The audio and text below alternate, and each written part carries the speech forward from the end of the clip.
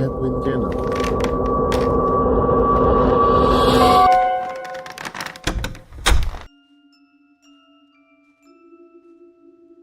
Aku meraup udara dengan rakus. Rasanya sesak sekali dada ini setelah tertarik dari dunia mimpi ke dunia nyata. Asih, akhirnya kamu sadar juga. Mas Herman terlihat sangat lega melihatku terbangun dari tidur. Hal yang sama juga terjadi pada ibu, namun wajahnya terlihat pucat pasi dengan keringat yang terus menetes dari kening. Membuatku sedikit bingung. Asih sudah siuman. Lebih baik sekarang ibu istirahat di kamar, agar tenaga ibu kembali pulih. Mas Herman beralih membantu ibu berjalan menuju kamarnya. Tubuhnya terlihat sangat lemah, bahkan untuk sekedar berjalan ke kamar pun dia kepayahan dan harus dibantu oleh Mas Herman. Semerbak bau dupa membuatku mau tak mau harus menoleh. Aku sedikit terkejut saat kutemui satu tampah berisi sesaji tergeletak tak jauh dari tempatku berbaring. Tepatnya di tempat ibu duduk tadi. Terdapat 2 butir telur ayam kampung yang ditaruh di atas tembikar kecil, kembang 7 rupa yang direndam air, dupa yang masih mengepul, serta 1 ekor ayam bakaka berwarna hitam pekat. Satu hal lagi yang mencolok yaitu, lagi-lagi cairan berwarna hitam pekat persis seperti ramuan yang kala itu ibu berikan. Semuanya tersusun rapi di atas tampah. Untuk apa semua ini, Mas? Tanyaku saat Mas Herman kembali dari kamar ibu. Oh, itu. Anu sih, semua warga desa selalu memberikan persembahan setiap malam Jumat Kliwon. Jawab Mas Herman dengan gugup. Untuk leluhur agar kita terjaga dari berbagai mara bahaya. Jawab Mas Herman sembari mendekat. Kenapa tidak diganti dengan membaca surat Yasin atau berdoa bersama di masjid? Aku mengubah posisiku menjadi duduk. Asih, setiap daerah memiliki adat istiadatnya sendiri. Dan inilah desa kami dengan segala aturannya. Jika sudah begini aku tak bisa berkata-kata lagi. Padahal aku curiga jika sesaji ditujukan untuk hal lain. Apa yang sakit? Tanya Mas Herman mengalihkan pembicaraan. Tidak ada, Mas. Aku baik-baik saja. Aku berucap sedikit ketus kala ingatanku kembali pada kejadian semalam. Melihat cara bicaraku yang berbeda, Mas Herman sepertinya sadar dengan kesalahannya sendiri. Maafkan Mas sih, Mas tidak bermaksud meninggalkanmu sendirian.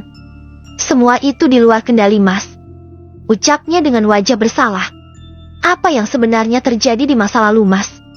Kenapa bisa sampai trauma seperti semalam? Aku masih dalam mode ketus seperti tadi. Memang ada sesuatu yang terjadi sih, tapi Mas belum bisa kasih tahu sekarang. Jawabnya dengan hati-hati. Kenapa? Aku menaikkan sebelah alisku. Sekarang bukan waktu yang tepat. Bukankah kita sudah sepakat bahwa dalam pernikahan ini tidak ada yang namanya rahasia, Mas? Tapi untuk yang satu ini, Mas tidak bisa. Mas minta maaf sih. Sebenarnya kamu itu siapa, Mas? Loh, aku Herman suamimu. Jawab Mas Herman dengan dahi berkerut. Aku juga tahu. Tapi aku sudah berkali-kali melihat setan yang menyerupai kamu, Mas. Dadaku mulai naik turun menahan emosi, menghadapi Mas Herman yang berpura-pura bodoh. Jangan mengadang-ada Asih. Aku tidak mengadang-ada, Mas. Malam itu aku bertemu kamu dan kamu mengajakku untuk berteduh di rumah kosong itu. Namun nyatanya ibu bilang jika kamu sudah pulang sejak sebelum maghrib. Dan di hari berikutnya, aku hampir dibunuh oleh makhluk berkepala babi yang awalnya menyamar menjadi kamu, Mas. Mata Mas Herman membulat mendengar ceritaku. Kenapa kamu tidak bilang jika makhluk berkepala babi itu awalnya menyerupai aku? Entahlah, Mas. Aku selalu merasa jika waktunya belum tepat. Akhir-akhir ini aku juga merasa tidak tenang berada di desa ini. Pokoknya besok atau lusa aku ingin kembali ke rumah orang tuaku di kota. Sebelum sesuatu yang membahayakan terjadi padaku serta calon anak kita. Aku tidak ingin menyesal di kemudian hari. Aku mengecilkan volume suaraku agar ibu tak mendengarnya. Aku takut dia kecewa karena aku memaksa kembali ke kota. Walaupun besok atau lusa dia juga akan tahu. Tanpa diduga Mas Herman mengangguk setuju. Mas setuju sih, sepertinya memang itu yang terbaik untuk saat ini. Ucap Mas Herman penuh dukungan. Aku bernafas lega mendengar hal itu. Awalnya aku takut jika Mas Herman tak setuju karena berat meninggalkan ibu. Namun ternyata dia masih satu pikiran denganku.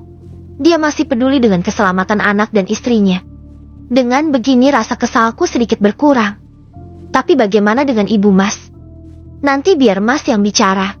Ibu pasti tidak akan keberatan karena ini juga demi kebaikan cucu dan menantunya. Mas Herman mengusap pelan pucuk kepalaku.